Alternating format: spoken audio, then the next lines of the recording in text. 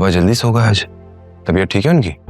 हाँ, डॉक्टर्स ने sleeping pills दी हुई हैं और कहा है कि खाने में खास एहतियात करें और बस नींद पूरी लें। मम्मी, बाबा के ने निहारी, पाए, कढ़ाइयाँ वगैरह सब बंद करवाएं। हार्ट पेशेंट है वो, प्लीज।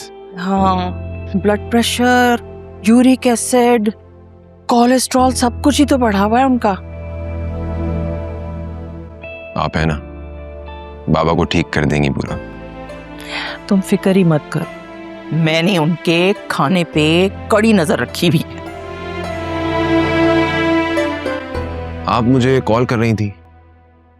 तुम्हारी इस चहेती जुनैरा ने ना मेरी नाक में दम करके रखा हुआ है उमैर की वजह से। आप कहें तो मैं बात करूं उससे? नहीं नहीं, जरूरत नहीं है कोई बात करने की। तुम्हारे बाबा ने कल बात की थी, लेकिन ये तो अपनी जिद पर अड़ी हुई है। मैं तो कहती हूँ रिश्ता तय करके निकाह की तारीख ले लेते हैं, वो लोग तो पहले से राजी हैं ना। नहीं मम्मी, मुझे आपका ये तरीका ठीक नहीं लग रहा है। ऐसे मुझे तो और कोई तरीका समझ में नहीं आ रहा। वही उमैर अगर ढंग से रिश्ता लेकर आ जाता ना अपने माँ बाप के साथ, तो उसी के बारे में कुछ सोच लेते हैं। लेकिन शान का रिश्ता तो बहुत अच्छा है, हर लिहाज से बेहतर है। ये तो ठीक कह रही हैं आप, शान है तो अच्छा लड़का। अरे उस बच्चे ने तो इससे मिलने का कहा, इससे बात करने का कहा, लेकिन इसने साफ इनकार कर दिया। और उन लोगों की सादगी देखो, वो इसे जुनहरा की शर्मो हया समझकर बिल्कुल ही चुप हो गए। और यहाँ इसने सारी हुदूद पार करके रखी हुई है। बस अल्लाह हमारी इज्जत महफूज रखे। लेकिन अगर जुनैरा ना मानी तो? उसे अपनी मरी माँ का मुंह देखना होगा।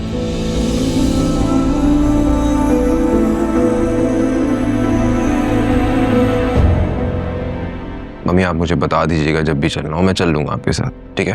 तुम्हारे अब्बा की थोड़ी सी तबीयत ठीक हो जाए, फिर हम चारों चलेंगे। और हाँ, अकरम को तुमने बिल्कुल इस बात की हवा भी नहीं लगने देनी। वो एक एक बात जाकर सुनहरा को लगा देते हैं। ठीक है। हाँ, जीते रहो, खुश रहो मेरा बच्चा। मैंने तुमसे एक और बात का भी कहा था, अगर तुम्हें याद हो तो। कौन सी बात? यही कि अपनी बीवी को किसी और अच्छे डॉक्टर को दिखाओ। अब तो 1 साल होने वाला है बात से।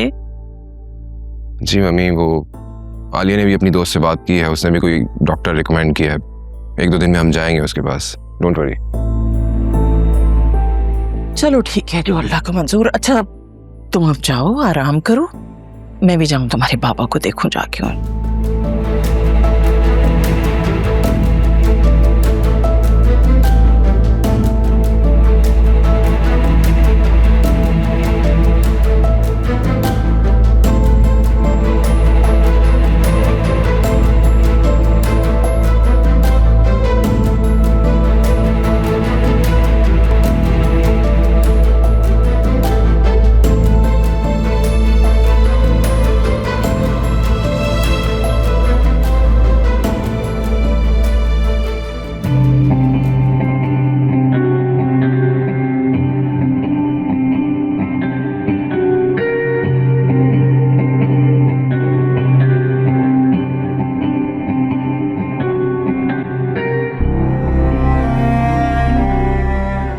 फिर क्या सोचा है? तुम्हारा ये निकम्मा आशिक ये काम कर भी पाएगा?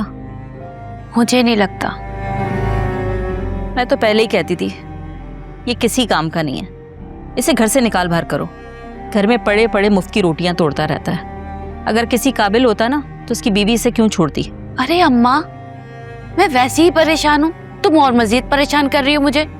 देख जुबैदा, अगर इससे ही काम नहीं हो रहा तो ये काम तुम करो। पैसे लो और हम दोनों यहाँ से लाहौर चलते हैं। हर किसी नहीं, मैं और असवद शादी कर रहे हैं और अपनी फैमिली बनाएंगे। मैं तुम्हारी तरह लाइफ नहीं जीना चाहती। एक रख के ना चमाट मारूंगी। मैंने तुझे कोई चने बेच के नहीं पाला, तेरे सारे नाज नखरे उठाए हैं। अरे अम्मा, मैं तो ऐसी ही कह रही थी, आप तो नाराज ही हो गई। 1 नंबर का बेगैरत आदमी है।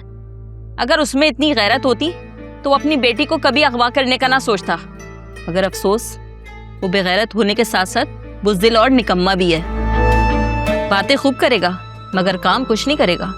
जो अपने माँ बाप, भाई बहन और औलाद का ना हो सका, वो भला तेरा क्या होगा? इतने दिन से ना मैं चुप थी, मगर अब चुप नहीं रहूंगी। अव्वल तो ये आदमी तुझसे कभी शादी करेगा नहीं, और कर भी ली तो कभी निभाएगा नहीं। अरे मैंने जिंदगी गुजारी है, इतना अंदाजा तो मुझे भी है। अरे अम्मा, मुझे डराओ तो मत। अरे डरा नहीं रही, तुझे समझा रही हूँ। अभी भी वक्त है, सुल्तान से डायरेक्ट हो जा। ये काम खुद कर, पैसे ले, और हम दोनों लाहौर निकल चलते हैं। इसी में हम दोनों की भलाई है। अरे भाड़ में डालो उस आदमी को। एक बार तुम्हारा चेहरा सही हो गया ना, तो मैं खुद तुम्हारा ब्याह करा दूंगी। बस समझ गई, ये हमारा आखिरी काम है। इतने दिनों में मुझे इतना तो अंदाजा हो गया, ये काम असफर के बस का नहीं, मुझे ही कुछ करना पड़ेगा। जब काम तुझे करना है तो हिस्सा उसे क्यों मिले? सब कुछ तुझे ही मिलना चाहिए। हाँ, शायद तुम ठीक कह रही हो, लेकिन अब ये लेकिन वेकिन तुम सब छोड़ दो, और सिर्फ तुम अपने बारे में सोचो, और मेरा कहा याद रखना।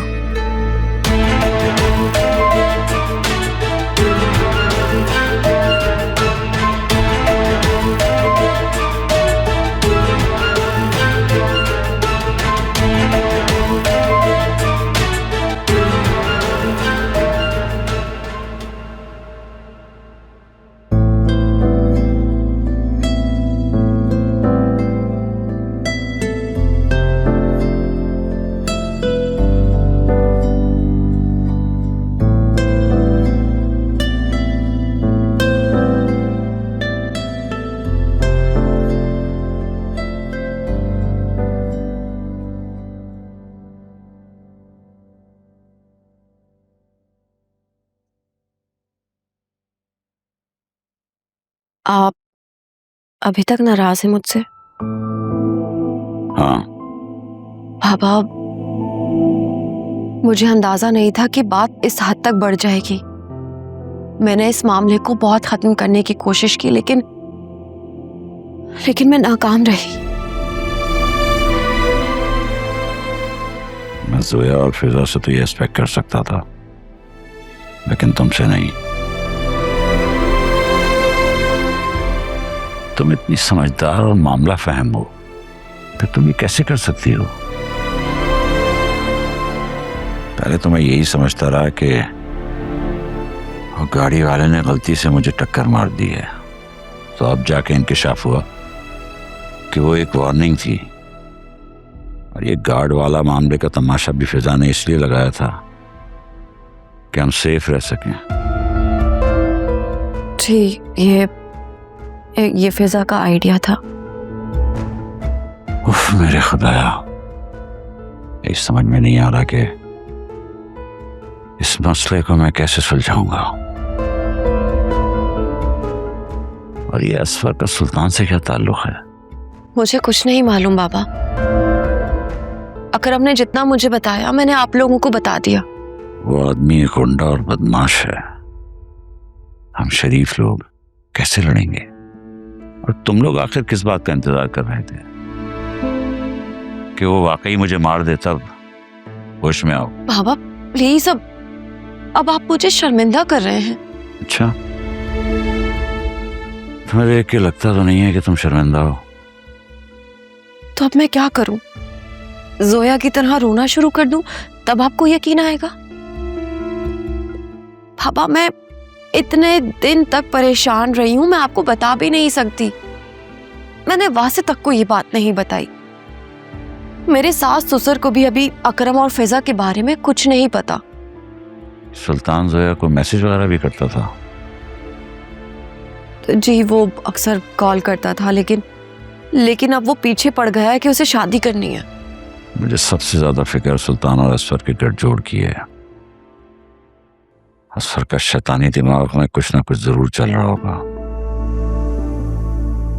एक तो अदालत के मामलात भी इतने वीक हैं कि खुला आते आते 6 महीने गुजर जाएंगे। सुल्तान से निपटने के लिए हमारा पुलिस के पास जाने के अलावा और कोई चारा नहीं। कोई फायदा नहीं है बाबा, पुलिस तो उसकी जेब में है। और आप लोगों को क्या पता कि वासे ने कितनी मुश्किलों से अकरम की जान छुड़वाई है। तो फिर अकरम ही कुछ करेगा। क्या मतलब? मतलब ये कि जब अकरम ने ही आग लगाई है तो वही इसे बुझाएगा भी।